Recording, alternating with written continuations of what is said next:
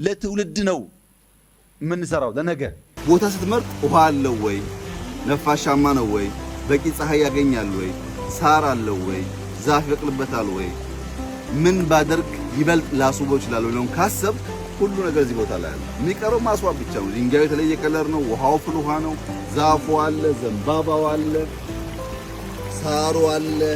እነዚህ አልጌዎች እያጸዱ ለሰው ልጅ የተመቸ ያማረ ቦታ ማድረግ ብቻ ነው ቀጣዩ ስራ። አንድ አመት ገደማ ብዙ ስንመላለስ ነበር። መንገድ አልነበረም። መምጣት ከባድ ነበር። የወደቅንባቸው ጊዜዎች አሉ፣ የደከምንባቸው ጊዜዎች አሉ። አሁን የተሻለ መንገድ አለ፣ ሄሊፓድ አለ።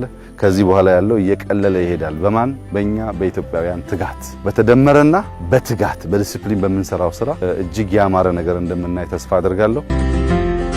በውጤት መልሰን እንገናኛለን። የዛሬ 2 ዓመት እዚህ ቦታ ለምርቃት እንገናኝ።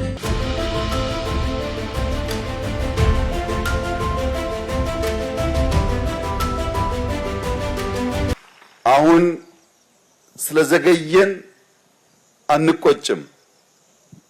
ነገር ግን ይህንን ስለሰራን ደግሞ አንረካም። ሩጫችን ገና ብዙ እንደሆነ፣ አፋር ገና እንዳልተነካ አስበን ይሄን መነሻ ይሄንን ጅማሮ ይበልጥ አልቀን ለማስቀጠል እንተጋለን። ዛሬ መልፋት ነገን ማየት ማለት በአጭር ቋንቋ ለመጪው ዘመን ትውልድን ማዘጋጀት፣ መጪውን ዘመን ለትውልድ ማዘጋጀት ማለት ነው። ዘመን ይዘጋጃል፣ አንድ ትውልድ ደግሞ ይዘጋጃል።